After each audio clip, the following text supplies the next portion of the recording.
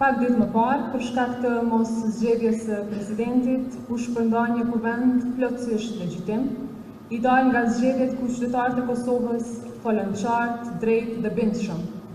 Vullneti i tyre ishte i padiskutueshëm. Mandati ishte i qartë, legjitimiteti ishte i plotë. Dhe për një kohë shumë të shkurt, u votuan shumë marrëveshje të rëndësishme ndërkombëtare e shumë ligje që do të ndikojnë drejt për drejt në jetën e qytetarëve të Republikës së Kosovës. Por edhe kësaj radhe, në vend të respektimit të verdiktit qytetar, u prodhuan kriza artificiale dhe blokada politike që quan vendin drejt zgjedhjeve të reja. Fatkeqësisht, kjo nuk është diçka e panjohur për qytetarët tanë. Të njëjtën qasje kemi parë edhe vitin e kaluar për më shumë se 10 muaj me radhë, pengesa, vonesa, bojkoti organizuar dhe shmangje nga përgjegjësitë kushtetuese.